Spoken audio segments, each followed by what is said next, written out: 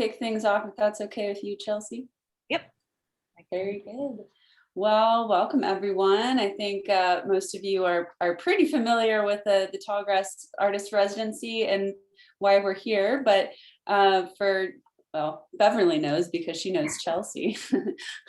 we have a couple more coming on here. So the Tallgrass Artist Residency was started in 2016. It is centered in the community of Matfield Green, Kansas. And we are thrilled to call Matfield our home. We invite 8 to 10 different artists per year to do 2-week residencies in Matfield. And we ask them to do a public program during their residency. So that's why we are gathered here today to hear from Chelsey. At the end of each yearly cycle, we invite all of our residents back to Matfield Green at the same time to do an artist symposium and group exhibition. It has kind of blossomed into a full community day. So we're looking to have a really big year this year on October 2nd. So for any of you who might be thinking about coming to Matfield Green, I would encourage you to do so on Saturday, October 2nd. It's going to be a really fun, really full day. Yeah. So Chelsey is joining us here today. She lives in Tulsa, Oklahoma. She is from Claremore, Oklahoma, and she is a conceptual artist, explores many different mediums. She received her MFA in studio art from the School of Museum of Fine Arts at Tufts University, which is in Boston, Massachusetts. And she graduated last May in the middle of the pandemic, which was an interesting experience. But we're thrilled that she is joining us in Kansas for the residency this year. And she has I think she's going to share a bit about her practice, but also about some contemporary work that she is doing, kind of exploring her hometown of Claremore and some of its roots in arts and writing and theater, and how that kind of plays with the reality of the town. That's a fair introduction. Chelsey, thanks for being here, and I will turn it over to you for a little presentation, and we will do some Q&A at the end here. Feel free to drop questions in the chat as you go, and we can just kind of save those for the end, if that works for you, Chelsey. Yeah. And I'll help facilitate at the end. Okay, great. I'll hand it over to you then. Okay, I'm going to go ahead and share my screen. Be prepared. It's a giant photo of my head, so you're not startled.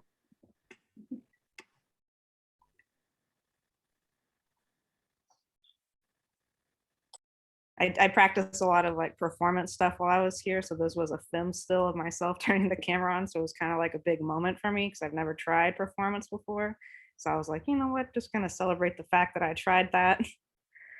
Like Kelly said, I'm from Claremore, Oklahoma. I did my undergrad at a really small university in middle of nowhere, Arkansas. University of the Ozarks, not College of the Ozarks. That's on the Missouri side. And I then went to the SMFA at Tufts. That's the short version of it because it's a very long name for a school. And I'm a conceptual artist, which makes it, I think it's just a challenge because I kind of think about the topic that I'm fixated on and what mediums best represent it instead of what I already know. So then I end up having to learn all these new skills, which I don't like to do. I kind of just like to get to the part where I already know them. But, you know, I thought I'd kind of show some work from my last project, some before I kind of get to my new stuff, because I know I'm going to talk a lot about my new project. I've done all this research and, you know, everybody I know is probably tired of hearing about Oklahoma. So this is some fresh meat. This is from my thesis. This is called Reckon and Lament. I've told the wolves about this piece. This is an abstract 1961 Volkswagen Beetle I made out of this kind of shroud of bleached blue jeans that I put over. I also welded the frame under this. I never welded before. I never used a sewing machine before. But I had this idea for this project and I just learned all the stuff I need to do for it. Took me a long time.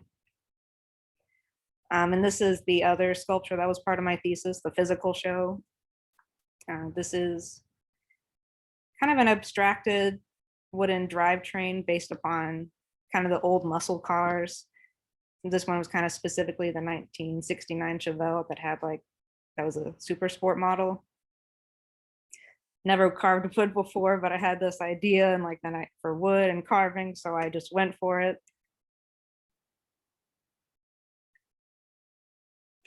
But I also like to do kind of textile art. This was, or fabric art. This is my very first embroidery. I did it on cardboard because I hate myself.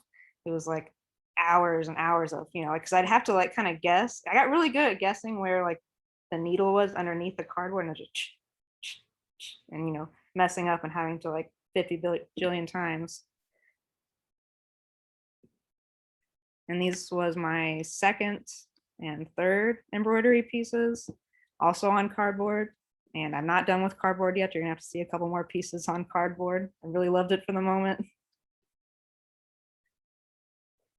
This is probably the last painting I did. I kind of stopped painting after this. I wanted to try some other things. I started graduate school as a painter, then I got kind of tired of talking about the technique. I want to talk about the subject. So I kind of try to experiment with other things. I know there it is.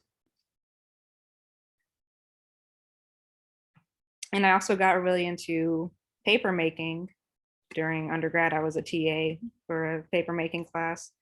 So this is handmade paper I made in between layered of cutout photos. And I can't remember what this, I can't remember what that's called, where I printed the letters on top of like this see-through paper. Sorry, I'm going too fast. It's just because I know I'm going to talk a ton about Oklahoma, and that may eat up all my time. So, and now, you know, my last project was pretty heavy. It was about the death of my dad and me processing it, and you know, I also inherited all of his stuff, so including a 1969 Chevelle it doesn't run, and so like I had all these symbols of my dad that had passed away, and so it was really heavy. I kind of used the time during grad school to really work through that and, you know, grieve, I guess. But now, you know, it's been a while, so now I'm ready to laugh. And even though if I'm looking at serious subjects, I still kind of want to interject this humor into it. I think I don't know, like there is some subtle humor in art, but I don't think it's a tool that's utilized enough. So I'm just trying to see how I would do it. So that's what I kind of came here wanting to experiment with a little bit, like how to perform and kind of put some humor on a topic. Because that's usually how I get excited about topics. I'm like, it's not, you know, academic and focused. Like, where's the passion? So I can't remember what the next slide is. Oh yeah, this is the title of my new project. I came up with the title before I really came up with any of like little the pieces that would come with it. I got the title from the Oklahoma theme song from the musical, you know, Oklahoma, that one. But there's a lyric in it that goes, "We know we belong to the land, and the land we belong to is grand." And I just thought it was a little funny because the song was like talking about like statehood, and you know, all those oil things were popping up all over the land, and oil is such like a big symbol for Oklahoma. So I kind of, it looks like a little animation or a cartoon to me. So I'm kind of making fun of the grand oil in Oklahoma, and also kind of putting forth the question of like, is this grand or is it not grand? You know, if it's pretty picturesque, but it's not always treated the best. So yeah, I thought it was funny. I thought this looked kind of like, you know, Wes Anderson-y to me. And this is Claremore, Oklahoma. And this is where the musical Oklahoma was set. Like, you may not have think you've ever heard of Claremore, Oklahoma before, but you probably have, because in the musical, in the movie, that says Claremore and they talk about Claremore, and it's a real place. Kelly said she didn't think it was a real town, but it is. And we'll get back to why this is a real place later, mystery. And this is also because Claremore is the setting of the musical that kind of gave me the idea of trying to perform, because it was kind of all based on a performance of why Claremore's known for more reasons than one. So, and I really wanted to kind of, if you think of William Christenberry, the photographer, or Larry Sultan, this notion of returning to home and seeing how it's changed over the years and what's new and what's hasn't changed, because sometimes that says more if something hasn't changed than if something has.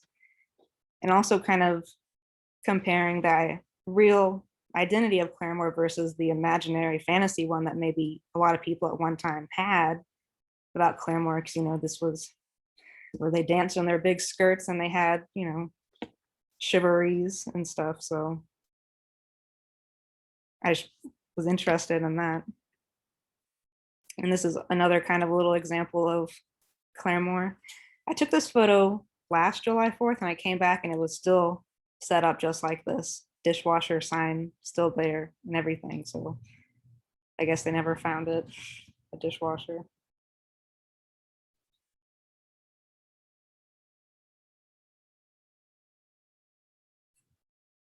Sorry, I'm looking at my notes. And here's some more Oklahoma stuff. Notice at the bottom the name Lynn Riggs. We will come back to him. Just remember. And so I watched the movie for the first time because I actually didn't know. I feel kind of dumb. I've lived in Claremore most of my life, and I didn't know that that's where the musical was set. And so I finally watched the musical as an adult, and it was pretty odd. So these were some pictures I took while watching it. And this is after I had read the play. And it just really didn't capture on the same themes as in the original play. And they didn't treat girls very nicely in the musical, I didn't think. So it was just like a weird movie overall. Love the dream sequence though, if you've seen it, when they start doing the ballet and the dancing. But that's another reason you may have heard of Claremore, but don't remember it, is that it's the home of Will Rogers. I can't like hide you guys. There we go. I'm just gonna talk to myself now. To me, he was kind of like the Jon Stewart of his era. He really communicated a lot of the news to everyone, and he kind of said in a common vernacular that made it feel like everyone was included in the conversation, not just those in power. So that was why, and I don't know if you can imagine a 10-year-old Chelsey who thought Will Rogers was like a superhero, because in Claremore, we go to his museum every year and we'd hear about him and like watch his little skits of roping. He's also a cowboy and he was Native American, and he was a stand-up comedian, and he wrote the most popular newspaper column of his era, and he had a radio show, and he like met presidents, and you know, he was probably one of the very first Hollywood movie stars, but he's not remembered as much anymore. But here's a funny story. When I left Oklahoma and I went to undergrad in Arkansas, I thought everybody knew who Will Rogers was. So when I got there, and you know, you do your freshman BS where you have to introduce yourself all the time, I was like, "Hi, I'm Chelsey Becker from Claremore, Oklahoma, the home of Will Rogers."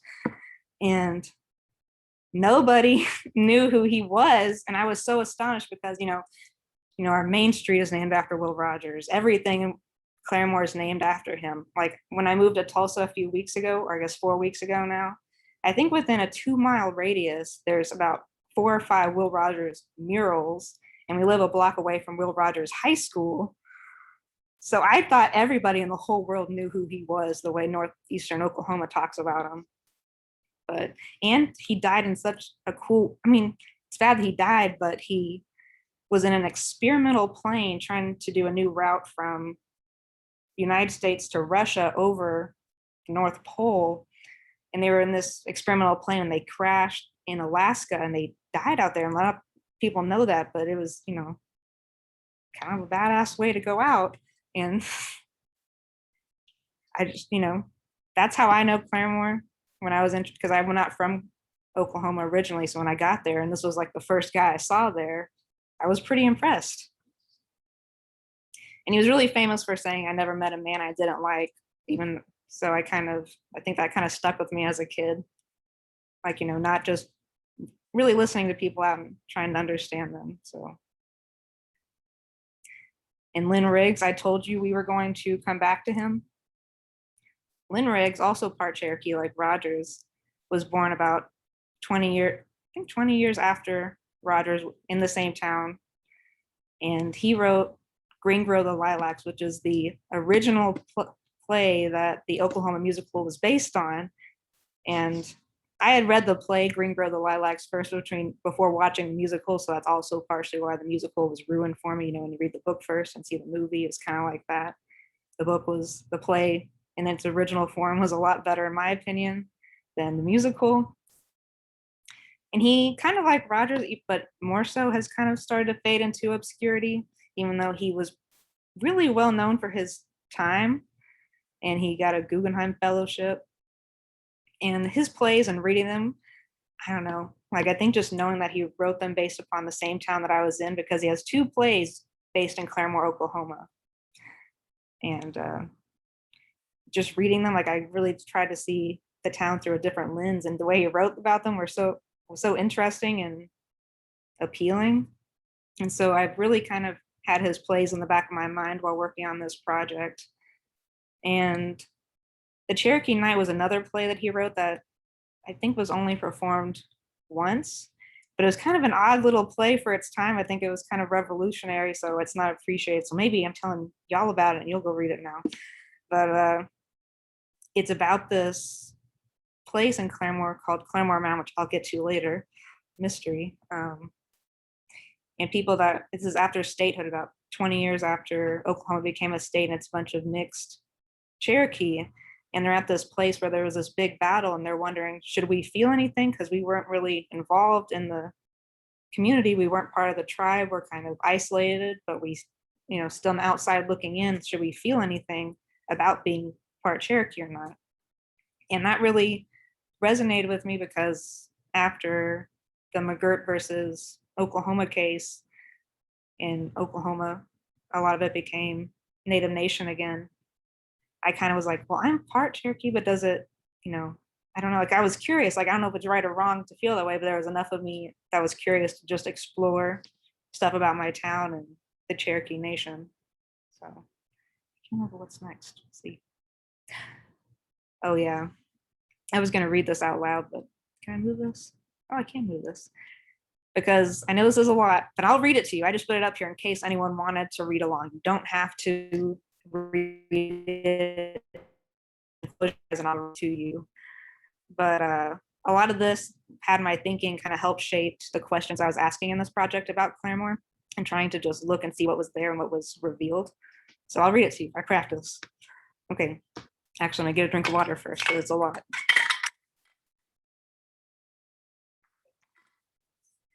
Okay. And I know that what makes them a little special, a little distinct in the Middle West, is the quality of their taciturnity. They are voiceless, tongueless. They answer the challenging, "Who goes there?" only by a flash of a lantern, so quick, so momentary, that none but the acute guard sees more than a shadowy figure retreating into the darkness. There are 2 reasons for this. One, a faulty education, or none at all. The other, the people who settled Oklahoma were a suspect fraternity, as fearful of being recognized by others as they were by themselves. Gamblers, traitors, vagabonds, adventurers, daredevils, fools. Men with the sickness, men with the distemper. Men disdainful of the settled, the admired, the regular ways of life. Men on the move.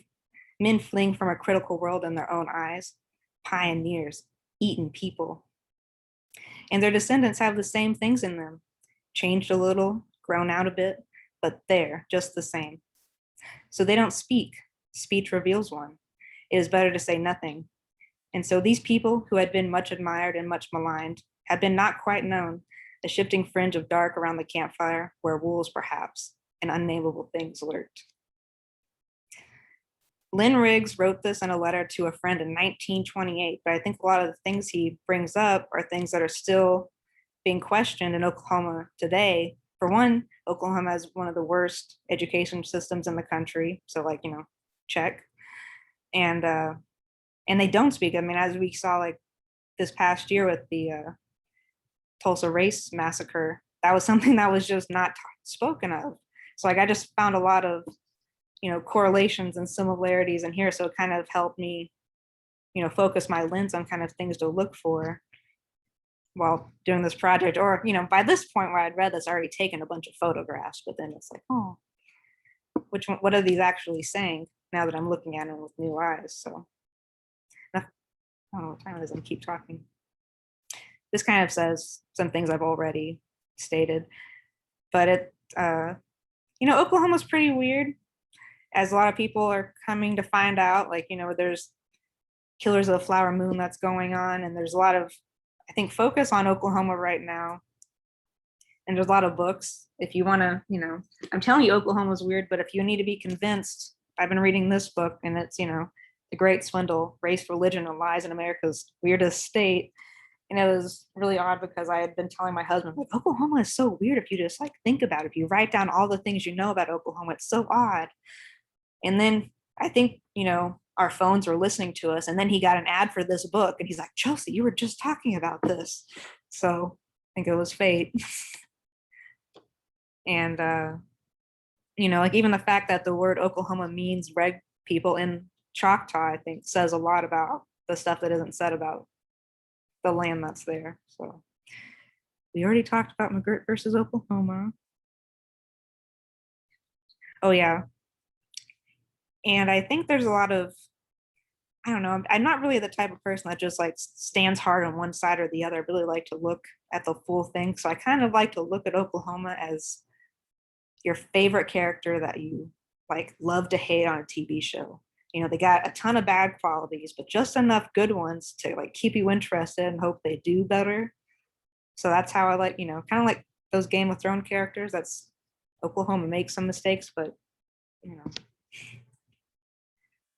And now we're going to talk about Claremore Mound a little bit. I talked about this earlier. The Cherokee Night takes place at Claremore Mound. That's Claremore Mound in the back, kind of. I kind of cut it up.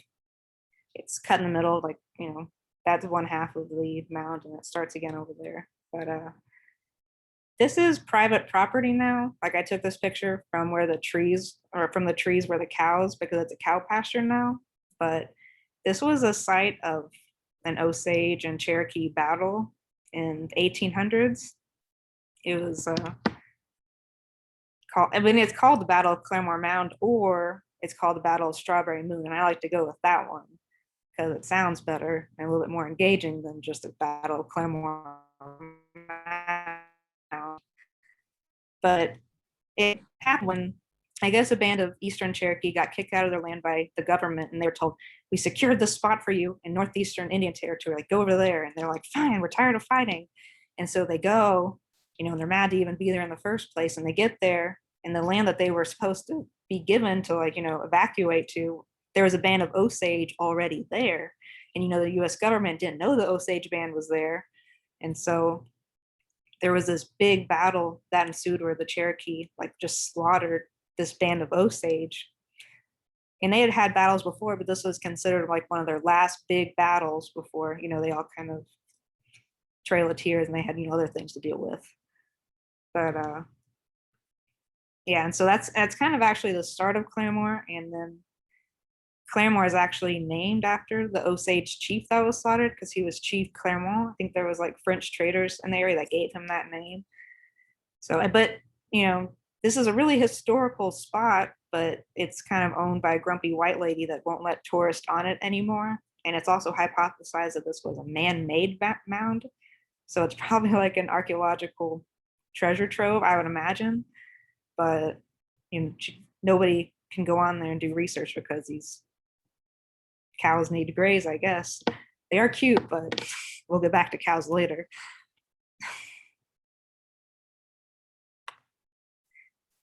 And this is also kind of an example of looking for the history of Oklahoma that's in plain sight.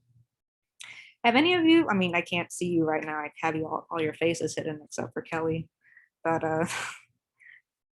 have you seen the blue whale in Catoosa? That's like it's like along Route 66, the blue whale that's, an Oklahoma stop. This is right across the street from it. This was a gas station back in like the 30s or 40s. And a chief of the Osage owned it, and Chief Whippoorwill, and he had all these murals painted on it. And so I just thought it was and now it's a hobbyist auto shop, but he was nice to let me take pictures. And that's actually where, like on the poster for the Zoom event with the car and then like the mural in the background, that's the same gas station. But so I thought this was an interesting angle because that's Route 66 in the background with this kind of reminder of Oklahoma in the front. I said Route 66 said with the Oklahoma hard R because I noticed that was like a definitive trait of the Oklahoma accent. Because when you say Route 66, you say it that way, but if you're talking fast in a sentence, you might say Route 66. So I don't know, little vernacular. I gotta keep going. I'm not talking fast enough. And at the same time, while thinking of Oklahoma and its land and towards history, I'm also thinking of my own personal history to the land. This is the kind of rural playground I grew up, like one of the playgrounds at school in elementary school. It's in the middle of just a field. And, it's not urban at all. And I took a picture of this because I had another funny story. I don't know if I have enough time to tell it. I'll go fast. Okay, but I think this was like a big moment for me as a kid, like really appreciating the land around me. My best friend, like she was there, like it was me and her in conversation in the 4th grade.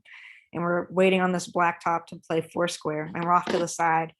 And she sees me and I'm just looking around. I'm not looking at anybody. I'm looking at these hills. And she asked me what was wrong. And I was like, nobody appreciates this. These hills are just out here and we're all just like playing basketball and stuff and nobody's looking around.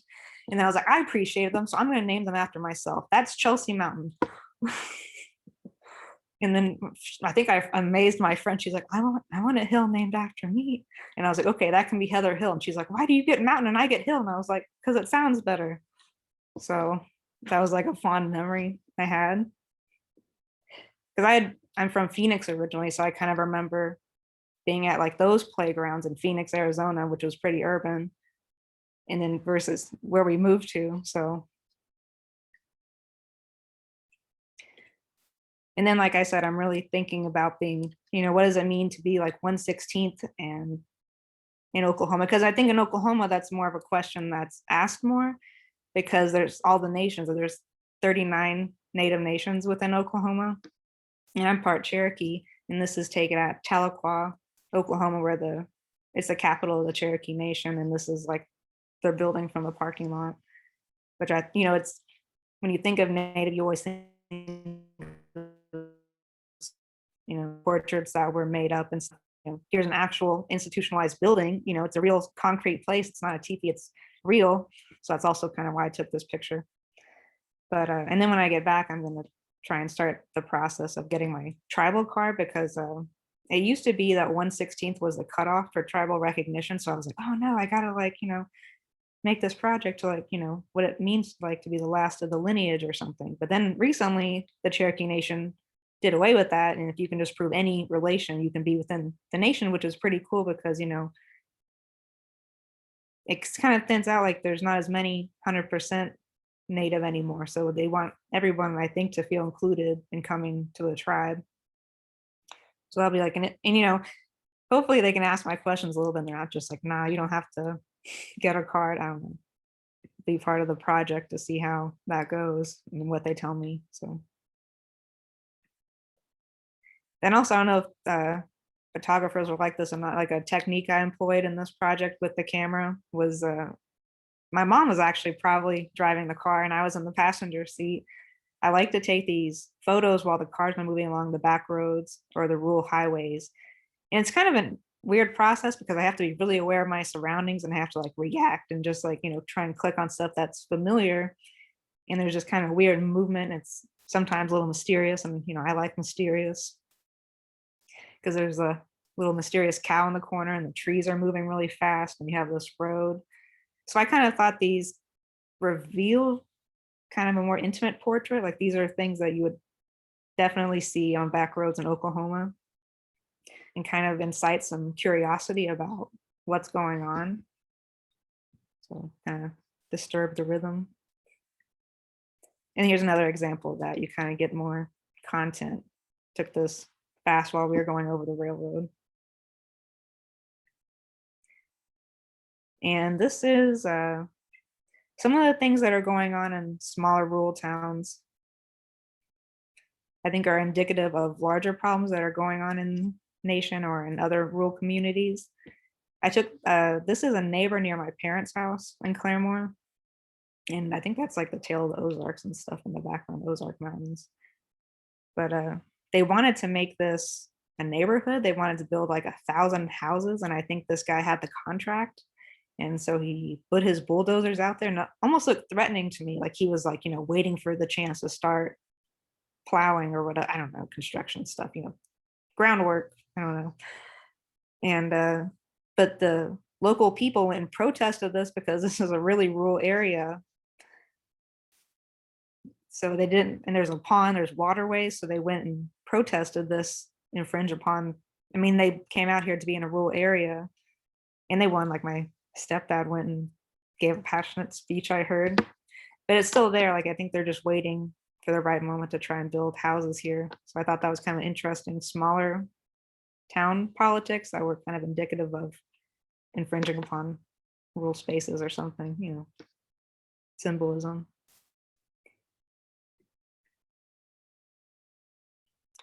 Here's kind of another, yeah, this, and also trucking is really big in Oklahoma. So I thought this was interesting because there's also a power plant in the background. So you kind of get some of the industries in Oklahoma in this photo. And it's also a pretty sunset. So I like that, or a sunrise. So I like that juxtaposition. And I really like landscape photos. I'm going to get to that in a second. And there's just this kind of really close relationship between how people live and the wildlife nearby, which I think people in Matfield Green can see too. But I took this picture, but I also thought it was a little bit funny, almost like a country fairy tale or something.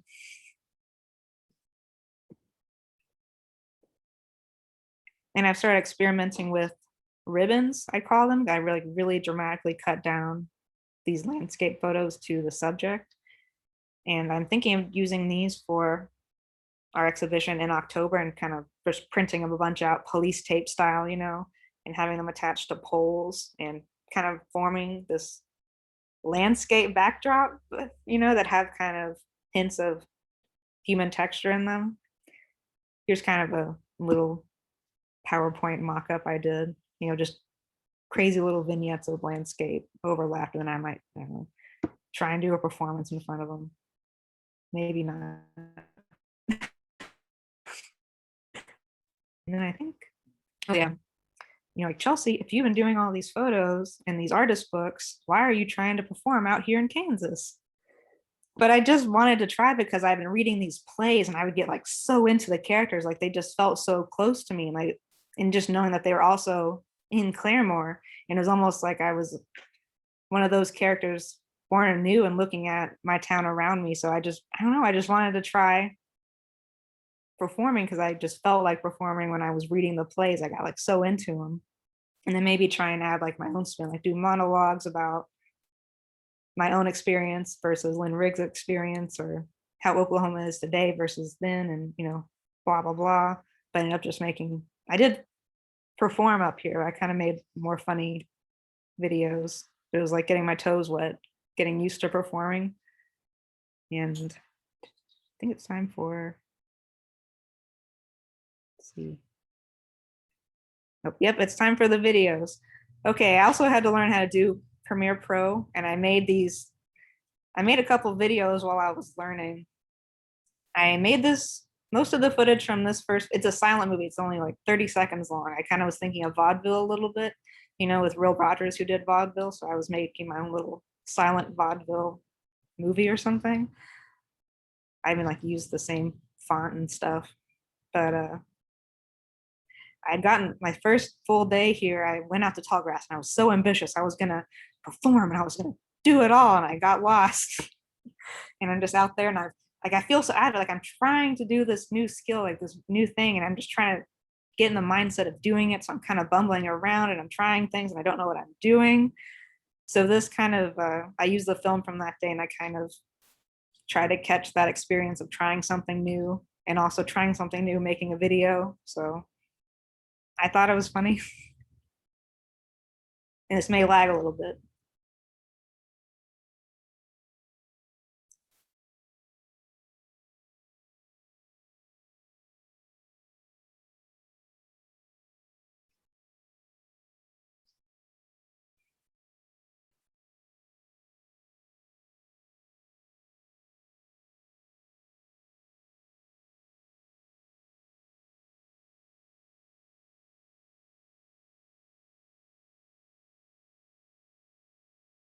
Very frustrated.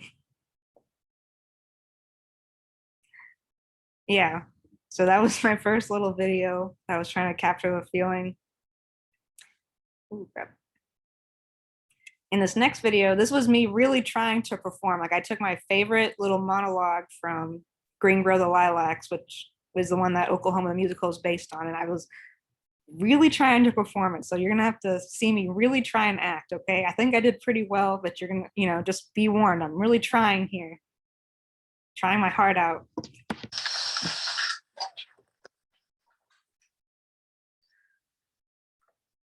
Some hairpins, tooth comb, a pink.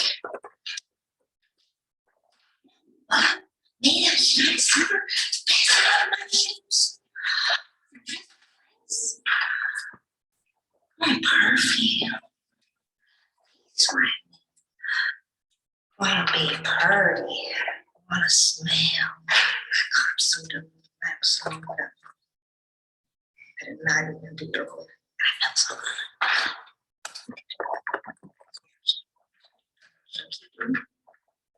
good. Start over. Take what I learned. You see, I do it again.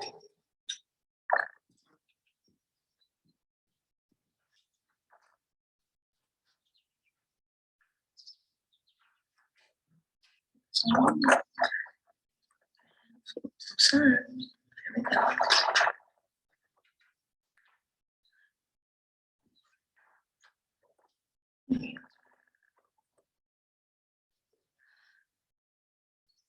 Some hairpins.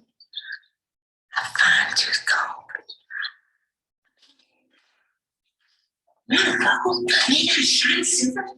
Fixing all of my shoes. Nice. Oh, perfect.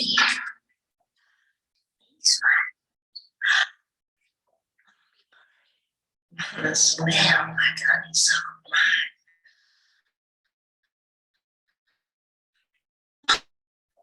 See? It's what my hands are. Things I've heard of and never had before. It's in a blush box, diamonds, rubber tire buggy, sugar bowl.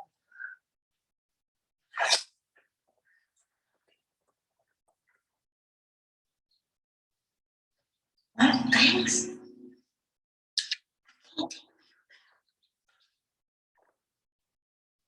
Can't see him clear. Things nobody ever heard of.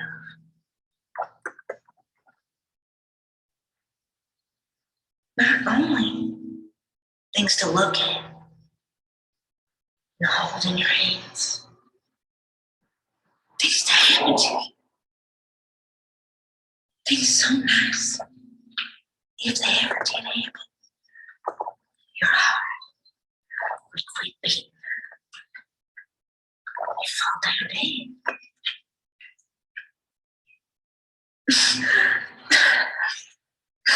Ain't no answer to the things that I want. Everything that you got will be a starter for me, Mr. Peddler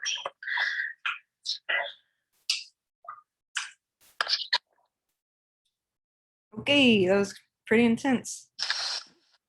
Last video, and I made this yesterday when I had taken some footage of some cows at sunrise. We went way out there somewhere. And I just thought they were so funny. I think it was super early in the morning. these cows were pretty feisty. They were just running around. So I just kept taking these little clips of them. And then later, like I was like, "Oh, can I do something with this?" And then I was also trying to figure out how to add extra audio because I'm a novice at Premiere Pro. It's like, how do I like add different audio over this? So then I just started commentating on the cows. And I promise this is like only a minute and a half. I know I didn't warn you last time that that was a 3-minute video. This is 1.5 minutes. So just, not that long. Sit back and laugh. Compilation of cows leaving me. Cow? Wait, where are you going? We were gonna watch the sunrise together. Wait, this is not the morning run I thought it was gonna be. Come on, run. Running. That's pick up the This is pace. my voice Come on, like that's 3 jogging. times. That's jogging. Come on. Yeah, Yep, that's better. that's better. That is fun. More. Nice Yes. Yes. Give it to me. So good. Come on. Come on, There's slow. what? Oh, Come on. oh, Yes. okay. That's That's more better. like it. I can see that you're Fine. trying now. Yes, I see you. Running. Is there another one?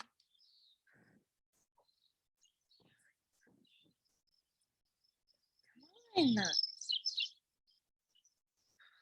I don't even know what to say to you. This is normal. Yes. Trotting. I'm a cow, so I can trot over here like this. And it's normal. It's totally normal. And then I can trot back like this as well. And it is totes normal. You see? This guy was a piece of work. I don't know what his problem was, but he didn't think that I was very pleasant. But you know what? I didn't think that he seemed very pleasant either, okay? So hopefully you laughed a little bit at the end. I thought they were funny. So I had a good time at Tallgrass. I kind of just used this time to play. I kind of grew up in a rural area. And then I went in Massachusetts. I didn't really feel super at home for 3 years because I don't know. I'm used to like stretching my legs and having my own space to kind of play in. And I could just always feel this density of people.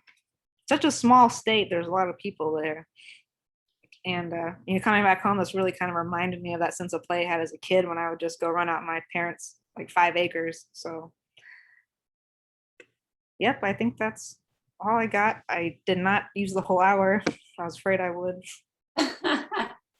Thank you, Chelsey. That was great. You did great. Thank you. Yeah, thanks for giving us sort of a picture into your work and research. And thanks so much for sharing such recent work with us too. I mean, that I never want to put residents on the spot to sort of share what they've been doing and making like in this time because it's so new and vulnerable. But you have like no fear in sharing that, which I really appreciate. I know I put it on Instagram and I was like, this is gonna take off, and then I got like 5 likes and I was like, give it time. Well, we can open up to questions, but I want to kick off with one here. Like I mentioned, you seem to be fearless and willing to share things that are in process, which is really exciting, but also fearless in just trying completely new media that you've never used before. And I'm curious to know, like, when you start with an idea and you have to work with something new or that you don't even know what it is yet. What's your sort of planning process like in that moment? Do you write or sketch out ideas, or does the idea kind of come to fruition as you learn the thing that you're learning to use? I write a lot of random notes that are like scattered either in my phone or I use my like a writing pad with no lines that I write things in.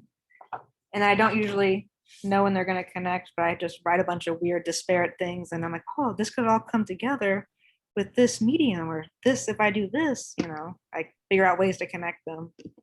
So I think that answers the question. Yeah, totally. Well, I do want to open it up to anyone else who wants to chime in with questions or comments? You're welcome to unmute, and yeah, Tina's raising your hand. Go for it, Tina. All right. Well, Chelsey, that was awesome. I apologize that I think I unintentionally in our introductions like pigeonholed you as a photographer, but clearly not. I did see the cow video earlier today, and then I got confused because I thought anyway, it had to do with Facebook duplicating videos on screen. But anyway, it did make me laugh a lot, and I loved hearing like your explanation and story of how this new phase of your work is focused on that. So mission accomplished. As far as I'm concerned. So thank you for doing that. And then also, I just love your stories about Will Rogers, but then also Lynn Riggs, who I feel like I should know these literary figures, but then things come up and surprise me. Of course, I've heard of Oklahoma, but I was really happy to learn more about his other work too. So yeah. So Yeah, Lynn Riggs, he was actually also, I think Oklahoma kind of buried him a little bit in terms of in history because he was actually also a gay man. And so they never recognized him for the longest time. I think he just recently got in like the Oklahoma Hall of Fame, even though, yeah, so yeah, I forgot to mention that. I know lots of facts. Yeah, that's great. That's really interesting. I did have one question. I didn't catch all of this one slide. I saw you, it was just before you shared the videos. You said something are my jewelry. Oh yeah, I forgot I was going to say something about that. I wrote that on there so I wouldn't forget. Oh, well, I just remember when I was in grad school, one of my mentors, I don't remember what you were talking about. You were talking about like beauty or whatever. And she's from New York. It was Danielle Abrams, and she's actually a performance artist. But she said that, like, when I look at jewelry, that, like, that's my definition of, like, truly beautiful or like aesthetic or jewels or something. And I was like, I've never felt that way about jewelry. Like, I really love land and looking out land, kind of like that story I told when I was in the 4th grade, looking out those hills and stuff. Like, that's what I thought was the prettiest. Was now I love to go on cross country drives, and I never get bored, so I'm always like, oh, look at that hill, look at that mountain. So yeah. That's kind of what that meant, is like that was like my jewelry, I guess. Cool. Did you say places or landscapes? Yeah, I just love, I don't know, kind of rural. I mean, I like mountains and stuff. I mean, my favorite place to drive, I went from northern Wyoming, actually with my mom. She's over there, I guess, just watching, from northern Wyoming to southern Wyoming, which was like the best because it was all back roads because my parents met in Wyoming. So I was doing like this Wyoming thing. But it was just the best because you could just stop wherever you wanted, I guess, to take pictures because there was hardly anybody out there. I mean, kind of like here, I can feel the same in Kansas. I'm driving to grass, I can just pull over wherever and take pictures because, it's just me out there for the most part. Yeah. I guess. Chelsey, I'm curious, since you have done a lot of research, do you know if how Lynn Riggs and Will Rogers felt about their Cherokee heritage? Did they embrace that? Yeah, I know. Well, Will Rogers definitely did. He mentioned like all the time in his newspaper articles about it, and he was really outspoken about it. I think one of his famous quotes was, "My ancestors weren't on the Mayflower, but they met the boat." Like, he was always talking about he was really proud of it. His dad was on the Cherokee Council. And Lynn Riggs, I think he was proud of it, but he was just really not sure if he was accepted or not within the Cherokee community. Like, he got it through his mom's side, and she died when he was a little boy. And so he kind of got cut off. So, but he wrote the whole Cherokee Night questioning, and the play ends with him kind of, I don't know, the tribe accepting them anyway. That's how the play ends. And I think that's how he wanted to be accepted by the tribe. So, yeah. Interesting. So I have this on my lap, so I think I bounce around a lot. I'm just excited. So. Okay. Chelsey, how old were you when you moved to Claremore? I was 7. I was born in Phoenix. I think we lived there until I was about 4 or 5, and then we did about a year stint in Arkansas, which is where my mom's family is from. And then we were in Oklahoma the rest of the time. So Cool. Yeah. Do you have siblings? do I have siblings? I have a half brother that's 7 years younger than me. He thinks my videos are weird. So, yeah. He's really country. He's like, I have some pictures. He works at a bait shop and he does collegiate fishing tournaments. So Cool. yeah. Any other questions? How do you like Tulsa? Oh, I really love it. When I was a kid, that's where I always wanted to go. Like we lived in Claremore, which is about 30 minutes away. And I was like, Mom, let's go to Tulsa. That's where, especially as a teenager, let's go, let's go. But we like never went because it was a hassle. But now I live there and I get to go to downtown. I think I live a few minutes away from downtown. It's a much easier to kind of navigate the art scene because, when I went to grad school in Boston, I couldn't really go to everything in Boston. And I also had to live, I don't know, I'm really cheap. So I didn't want to pay the rent in Boston. So we lived in the North Shore and then we moved to the South Shore. And, if I wanted to do something artsy, I'd have to like really want to do it to commit to that traffic and the parking and, everything that goes with visiting Boston. So, but in Tulsa, everything is more within my grasp, I feel like. And also there's more topics that I'm more interested in too, because I feel like a lot of stuff in Boston was, I don't know, kind of city-esque sometimes. And I was like, but the rural areas, and they're like, no. So Yeah, I'm curious to know if you still, it sounds like you still gravitate maybe more towards rural spaces. And is Tulsa, I mean, it is a city, right? But it's also in Oklahoma, so I'm sure it's not like Boston, but my mom still lives in Claremore and she has a pool, so I go to Claremore all the time. yeah. And I do, like, I go and I take pictures and stuff. So, Mhm. but we have a backyard in Tulsa now. We were in an apartment before, so technically it is a little tiny bit more rural, I guess. I don't know. Very good. Well, any other questions from the audience? See Don unmuted. Michelle, sorry. Well, So, So I'm just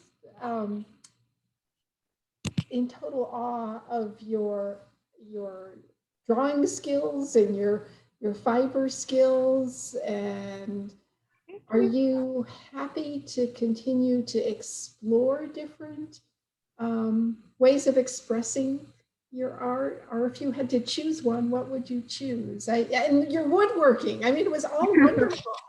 And the previews of your videos, it's all really intriguing. So commit or keep exploring new things. I guess I'll probably always keep exploring because it's really based upon the topic that I'm interested in, what I feel like it would be channeled into the best. And sometimes I do multiple different things. Like I say, this project is grand, but I have about 5 pieces of work underneath it. So I don't know. I don't know if I could ever commit. They all do different things for me. Like work, like I told Kelly before we got on, the wood carving was really therapeutic to do during the pandemic. You just got the chisel and all of your frustrations out. And then like I do a lot of writing too. I'm doing the writing for the artist book right now. And, writing kind of stimulates a different part of my brain. And then like embroidery, if I need to, like, I actually did a teeny tiny embroidery piece here and I was getting too caught up in the video. I'm like, I gotta just, do something else. So they all just kind of activate different parts of my brain when I need it. I don't know. So I love it all. I just love it all. I'm so thrilled that you're here. thank you. yeah, I think that is interesting how one medium sort of maybe feeds another, or you feel like you are centered by bouncing between these different materials. Yeah. Because you can't wood carve all day, but you can embroider all day. So I don't know that I could embroider all day. I guess you should. I guess I messed up my wrist. So I guess, public service announcement, don't actually do that all day. Yeah, well, it's almost getting to 5 here, so I will probably wrap this up unless anyone has any last questions or comments for Chelsey. Chelsey, you're way cool. Oh, If you thank ever you. come out to Missouri, let me know. I'll show Okay. you all the great small towns. She will. She's not kidding. Yes, it was super great to meet you. I hope Where are you at again? What's that? Where are you at again? Where are these small towns? I'm in Jefferson City, which, Okay. you know, big city, like 35,000, but I grew up in Dixon, Missouri, Oh, 1,500. It's pretty legit. It's a good one. is that I know there's like this ginormous Dixie store on like the Missouri border. I don't know if that's No, Dixon is like central Missouri, like okay. northern Ozarks side of Well, things. there's like this place that's like Dixie Stance, like all the candy and also cheap cigarettes. I don't know. Yeah, maybe fireworks too. Well, no, there's probably, anyway, on the My Iowa. stepdad drove to Missouri on 4th of July to get, I don't know, something that wasn't allowed in Oklahoma. So. Yeah, I feel like that's where all those surrounding states by Missouri go to get their things that aren't allowed in their own state. Good job, Missouri. I love Missouri. My best friend lives there, so I'm fishing on it out of love. Good. We can handle it. We'll take it. Well, thanks so much again, Chelsey, for sharing your work with us today. And we will look forward to seeing you back in Matfield in October. Yeah, it was a lot of fun. Thank you for having me. Thanks. Thanks all for joining. Thanks, Tallgrass. Bye-bye. Bye.